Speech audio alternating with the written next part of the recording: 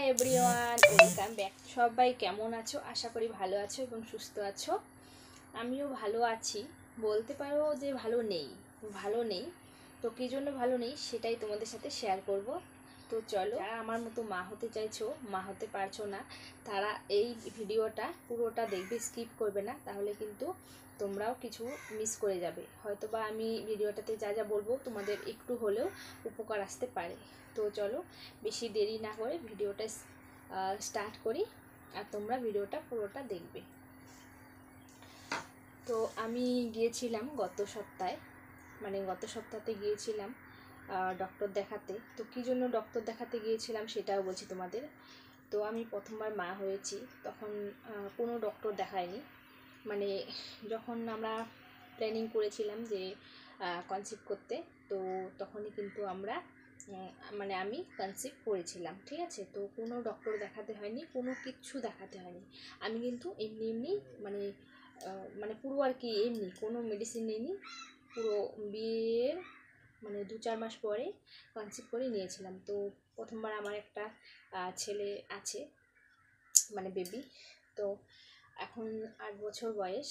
তো এখন ভাবলাম যে 8 বছর যখন হয়ে গিয়েছে, তাহলে তার একটা নেওয়ার চেষ্টা করাই যেতে পারে, কারণ অনেকটা বড় হয়ে গেলে তখন কিন্তু নিতে একটু অন্যরকম লাগে, তাই না?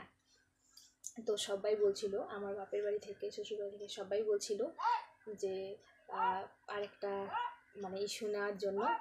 তো অনেক দিন থেকেই বলছিল। তো আমি বলছিলাম যে না, আর কিছুদিন যাওয়ার পর তখন হয়তো নেব। কিন্তু ভগবানের কী লীলা জানি না, হয়তো আমারই দোষ না কার দোষ আমি কিচ্ছু জানি না, যখন নিতে চাচ্ছি তখন কিন্তু আমার আর ইস্যু আসছে না, টোটালি আসছে না। 1 বছর 2 বছর ধরে আমরা চেষ্টা করেই যাচ্ছি, কোনো মতেই কনসিভ করতে পারছি না। তো অনেক কিছু করার পরেই, অনেক দিন চেষ্টা করার পরেই, তো না পেরে আর কি, তো ডক্টরের কাছে গেলাম। সিদ্ধান্ত নেই যে ডক্টরের কাছে যাব। তো ডক্টরের কাছে গেলাম। ডক্টর কি বলল তোমাদের আমি সেটাই বলবো। ডক্টরের কাছে গিয়েছি যখন, তখন ডক্টর বলেছিল যে ওয়েটটা একটু লস করাতে।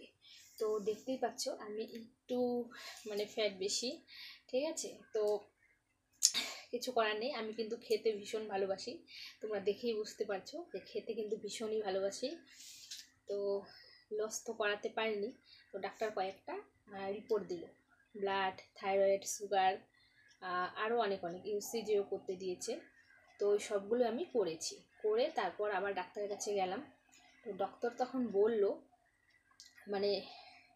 কি বলবো, ডক্টর এই রিপোর্টগুলো দেখে বলল রিপোর্টগুলো একটাও হয়নি। তখন বলো কেমন লাগবে? 1-2 নয়, পুরো 14-15 হাজার টাকা লেগেছে। তখন ডাক্তার বলছে যে রিপোর্টগুলো হয়নি। তারপর আমার হাজব্যান্ডের আর আমার তো ভীষণই মন খারাপ হয়ে গেল যে এতগুলো টাকাও লেগেছে, তারপর আবার রিপোর্টগুলোও হয়নি। তাহলে কি করা যায়? ডক্টরকে বললাম যে ডক্টর তাহলে কি করা যাবে?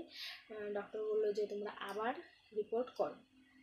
তো আবার রিপোর্ট করেছি, তাতে কি ধরা পড়ছে তাও তোমাদের দেখাচ্ছি রিপোর্টগুলো। তো এই দেখো, রিপোর্টগুলো করিয়ে নিয়ে আসছি, দেখো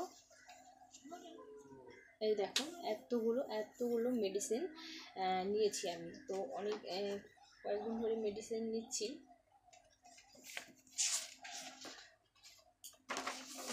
বলছি কি আমার এই রিপোর্টে কিন্তু সবই কিন্তু নর্মাল এসেছে, কোনো অসুবিধা নেই আমার বডিতে। তো দেখো, জেল ব্লাডার, এটাও কিন্তু পার্টিলি কন্ট্রেক্ট and medley trick wait,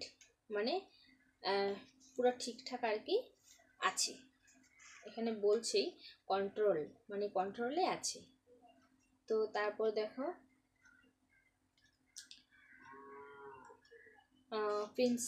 pincer আছে normal in size and echo texture, no sizeable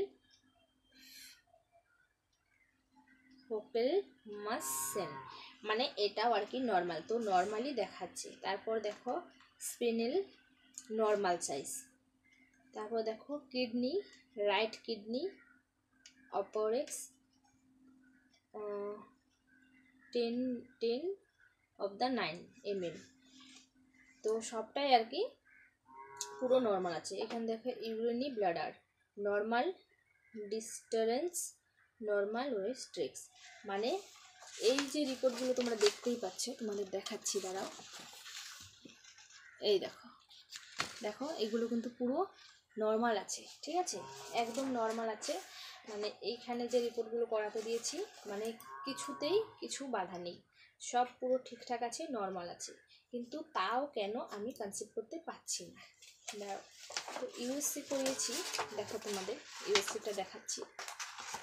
এই দেখো, তো এখানেও কিন্তু পুরো ঠিকঠাক আছে, কোনো কোনো ভেজাল নেই, মানে একদম ঠিকঠাক আছে ইউএসসিটা। এই দেখো,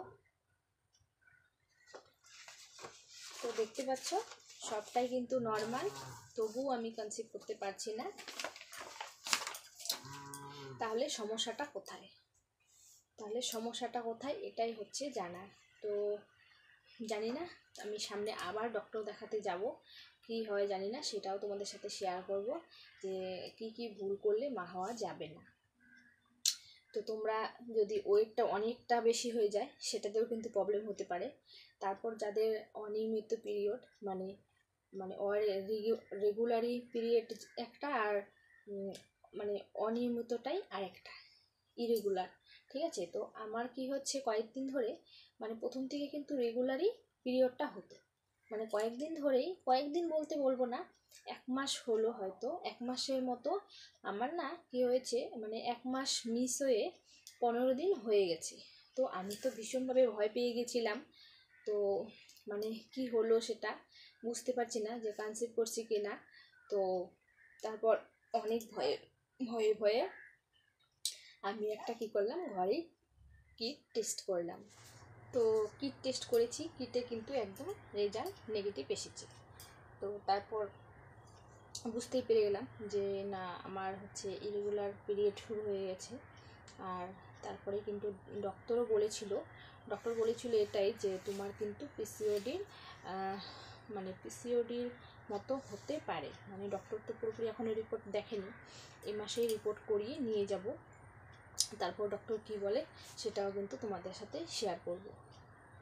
তো আমি তোমাদেরকে এটাই বলবো যে ডক্টরের কথা মেনে চলো। আর হ্যাঁ, ডক্টর কিন্তু আমাকেও বলেছে যে টাইমলি, মানে একটা টাইম মেনটেন করতে, আর কিন্তু মানে এক্সারসাইজটা সাথে সাথে চালাতে, ঠিক আছে। তো এক্সারসাইজটাও কিন্তু বন্ধ করলে চলবে না, কারণ মানে তা কিন্তু লস করতে হবে।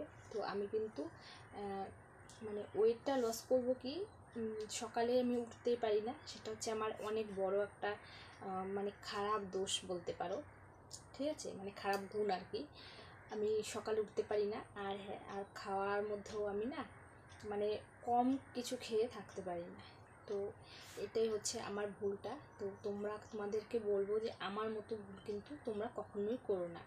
তো আমি এখন যে মানে মানে জ্বালায় ভুগছি সেটা হয়তো তোমাদের সঙ্গে যেন না হয়, তাই বলবো তোমরা ডক্টরকে দেখিয়ে ডক্টর যা বলে সেটা শোনো একবার।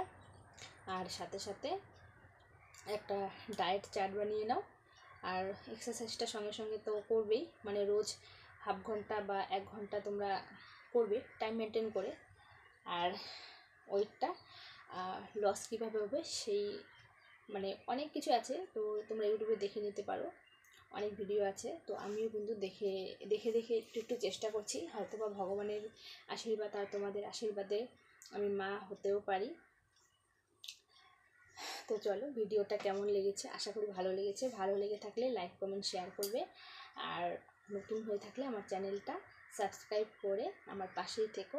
তো চলো, আজকে আর বেশি দেরি করব না, পরের ভিডিও তোমাদের সঙ্গে খুব তাড়াতাড়ি শেয়ার করব। তো চলো, সবাইকে টাটা, বাই বাই।